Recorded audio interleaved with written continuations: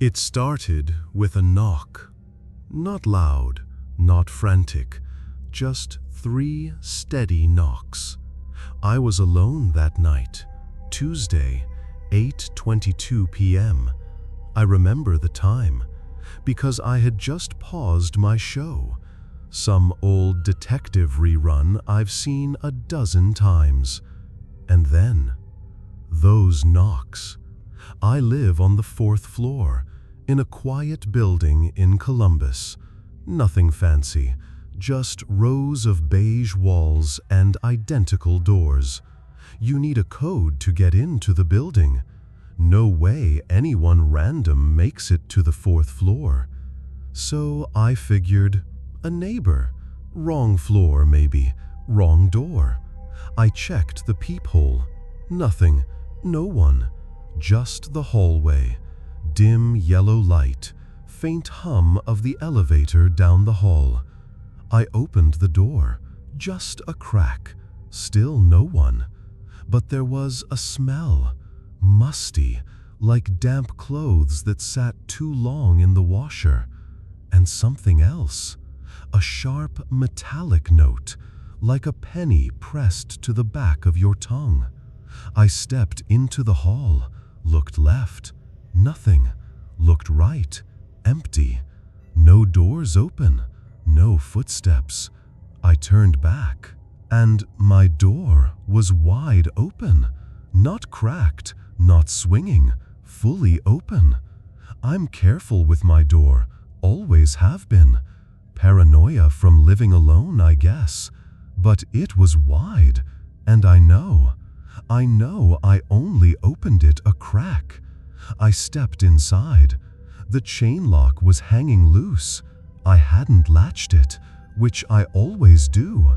It's automatic. That's when I started to feel it. That coldness. Not from the air, but something else. Like the feeling you get when someone's staring at you, but you don't know where from. I turned on every light, checked every closet, under the bed, even behind the shower curtain. Nothing.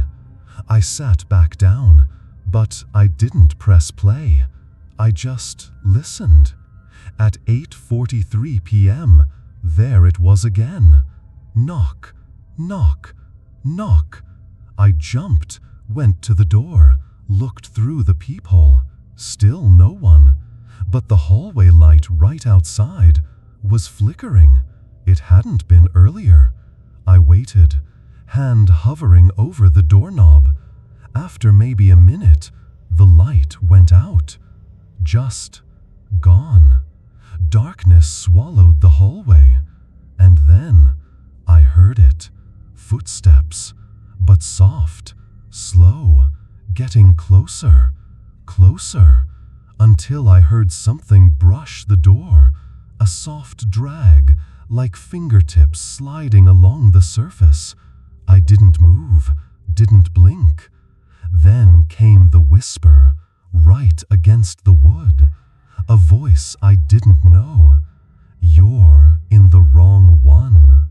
Just that, low, matter of fact, like it was stating something obvious. I backed away, heart thudding in my ears. I waited. Eventually, the hallway light came back on. The sound stopped. I didn't sleep that night, just sat in the armchair by the window, kitchen knife in my lap. By morning, the world felt normal again. Sunlight, distant traffic. I went down to the leasing office, asked if they could check the hallway camera. The woman behind the desk frowned, said there was a glitch last night. Footage from dumb 8:21 to 8:45. Gone. Corrupted, she said. That happens sometimes. I asked if anyone had come in. No. No key code activity. No door entries logged.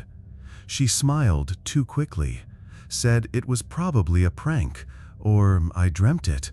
But I didn't. That night, I watched the door. stood across the room, arms crossed. At 8:22 exactly. The hallway light flickered, once, then again, and went out. No knock this time, but something moved. I didn't see it, but I felt it. A shadow shifting under the door. I slept in the bedroom closet that night, door cracked open, knife in hand. The nights that followed, sometimes there was a knock, sometimes not, but the whisper, it returned, always the same. You're in the wrong one. Once it came at 3 a.m., another time at 7 sharp. No pattern, just those words. I told my brother. He laughed, said maybe I was dreaming. Until he spent the night, slept on the couch. I stayed in the bedroom. At 8:22, he came into my room, face pale, eyes wide. He didn't say anything, just pointed at the front door, and left the next morning. Didn't say goodbye. He hasn't called me since. I wanted to leave, I really did, but something changed. I started noticing little things. My couch slightly shifted one morning, as if someone had sat there for hours. The hallway rug creased, though I hadn't touched it. And once, my coffee table was flipped completely. Nothing broken, just flipped upside down, quietly, no sound, like it had always been that way. That was last week, and now the whisper is getting bolder. Not just once, but twice, 3 times a night.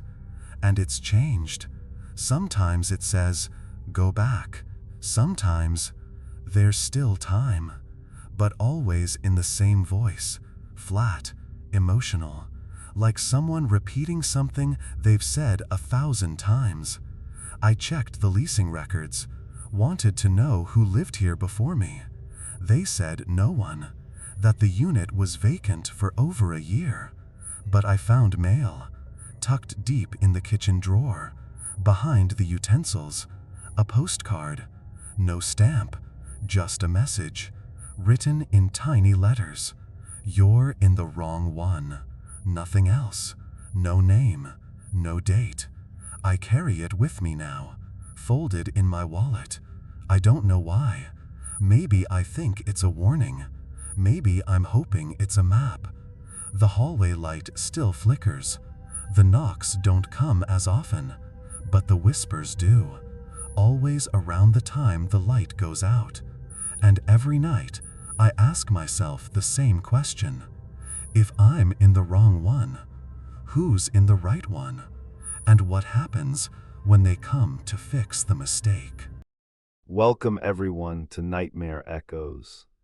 Before we start, make sure to like this video and subscribe to the channel. Leave a comment. Tell us where you're from, then what time you're watching this. That way, YouTube will keep showing you stories just like this one. Now, let's begin.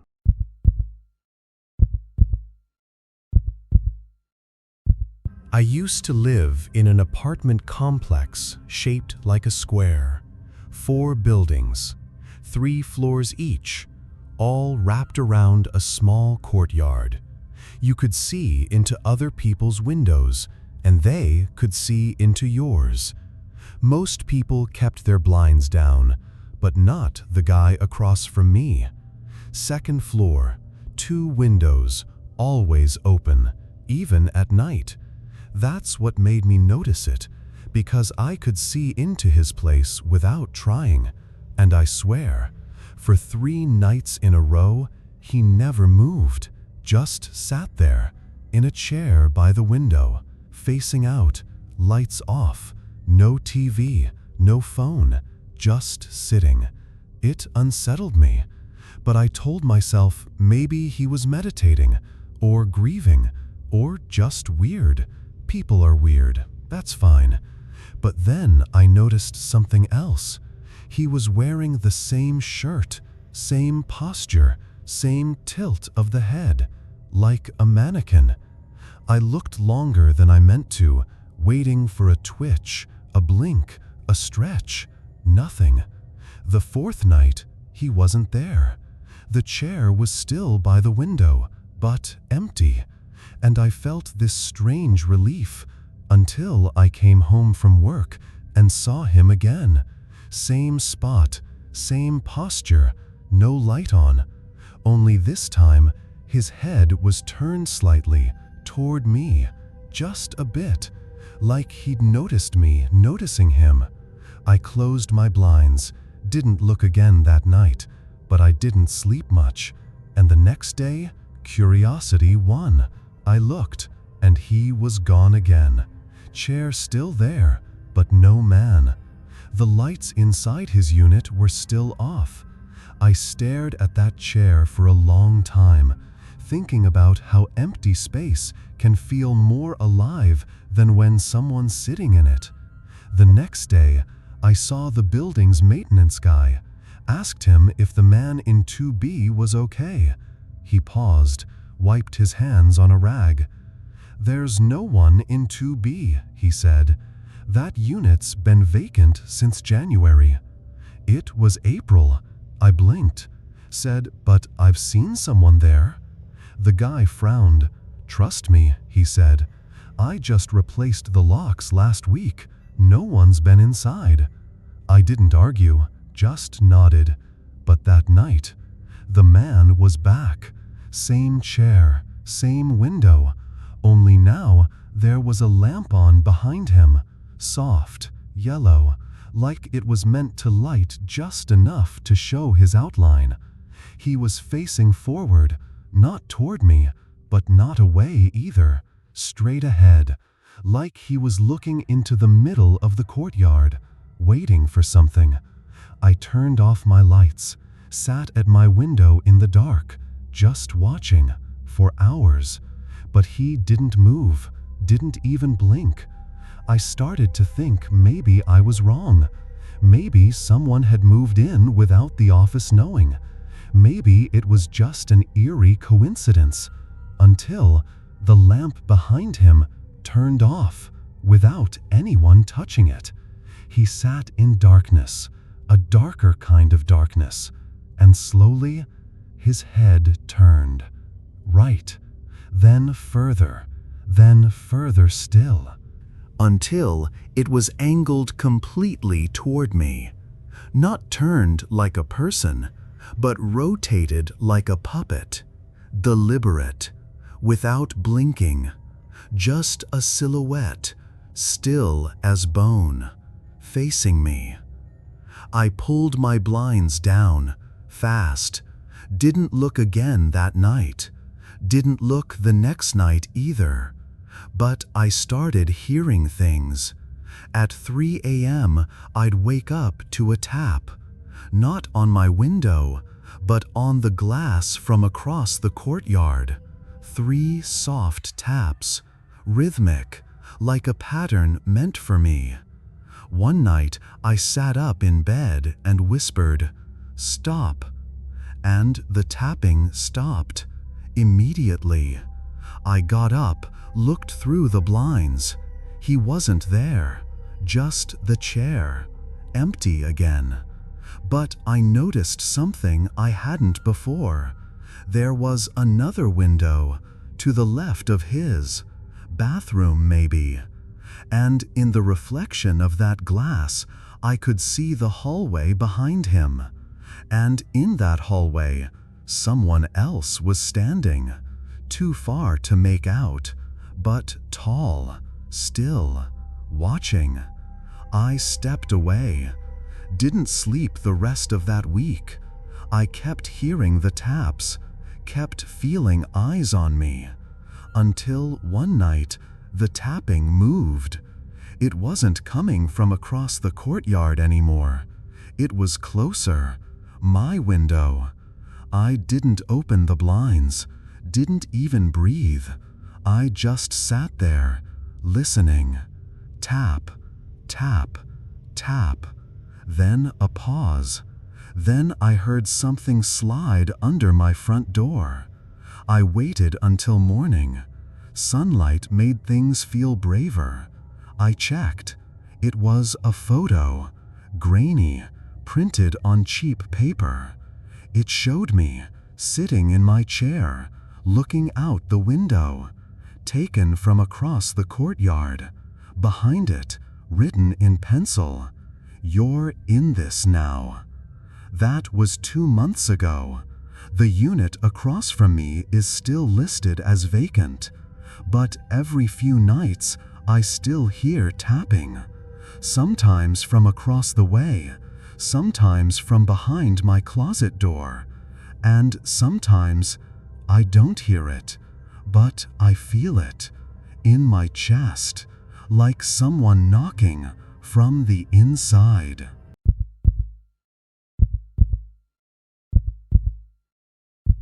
There's a stop sign at the end of my street. Always been there. Just a quiet corner before the main road. No lights, no crosswalk, just that red octagon. I pass it every day, morning and night. I never thought much about it until last winter. It was January. Gray, always gray. You know that kind of gray that feels permanent? It was a Thursday. I left work late. Snow on the edges of the street. Salt lines crusted over the pavement. I turned onto my road, headlights bouncing off fences. And there, at the stop sign, was a man, just standing. No coat, no hat, hands in his pockets, facing the road, not moving. I slowed down. Instinct, I guess. He didn't wave, didn't flinch, didn't even look at me, just stood.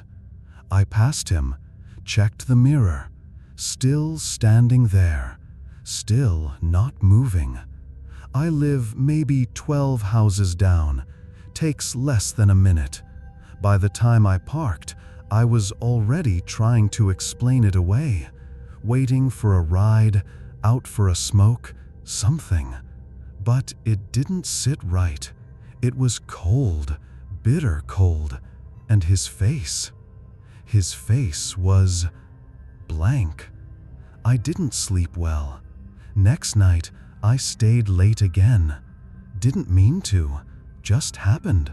Same turn, same street, same man, same stop sign, same posture, as if he'd never left. This time I stopped, rolled my window down just a bit. "Hey, you okay?" No answer, not even a blink. I leaned a little, tried to see his face better. He wasn't looking at me, not exactly, but I felt like he was. Not my eyes, past them, into me. I rolled the window up, drove home faster, didn't look back. That night, I dreamt about him. Except it wasn't night, it was noon, bright, and he was at the stop sign. But I was walking this time. And as I passed, he turned to me, finally, and said, "You passed it too." I woke up choking, like something cold had filled my lungs. I called in sick the next day, worked from home, stayed in, didn't go out after dark, didn't want to see him, but I couldn't stop thinking about that phrase. You passed it too. Past what? The stop sign? Something else? 3 nights later, I had to go out. Groceries, the usual. It was just past 10 p.m. when I came back, and there he was. Same man, same place, same stillness. But this time, he turned. Not his whole body, just the head. Slow, deliberate. And now I could see him. Not just the silhouette. His eyes were open, but not focused. Like he was looking inward. Like he didn't see the road at all. He took one step toward my car. I didn't wait. I hit the gas, drove past, hands shaking on the wheel. I didn't sleep that night, didn't even change out of my jacket. I just sat in the living room, lights off, watching the window. No knock, no sound, but around 3 a.m., the motion light on my porch flicked on, stayed on for a full minute, then shut off. I didn't look outside. I couldn't. Next day, I walked to the stop sign. Middle of the afternoon, no one around. I stood in the exact spot he always stood, faced the road, and tried to see what he saw. Nothing unusual, just the street, just the houses, just the traffic light far ahead. But it felt wrong, like I wasn't supposed to be there, like something behind me was waiting for me to notice it. I turned around, nothing, but I didn't feel alone. That night, I took a different route home, avoided the street, didn't even look down it. Weeks passed, snow melted, spring came. I almost convinced myself that none of it happened. Then, one afternoon, I came home early, and there was a piece of paper wedged into my screen door. No envelope, no signature, just one sentence. You passed it too. I stood there for a long time, holding that paper, reading it again and again. Eventually, I burned it, felt stupid doing it, but it made me feel better, at least for a while. But sometimes I still see him, not at the stop sign, other places, standing by the dumpster behind the pharmacy, at the edge of the woods behind my house, once in my rearview mirror on the freeway, always still, always watching. I never see him move, but he's always there before I notice him. And I've stopped asking what he wants, because I think he already told me. I passed it too. And whatever it is, I don't think it can be undone. Some stories don't need answers. They linger because they never really end. A knock, a window, a man who shouldn't be there, and a feeling you can't shake that something is still watching. If any of these felt familiar, you're not alone. Thank you for listening, and remember, some things are best left unspoken. Subscribe to Nightmare Echoes for more true stories told by the ones who still remember. New episodes every week.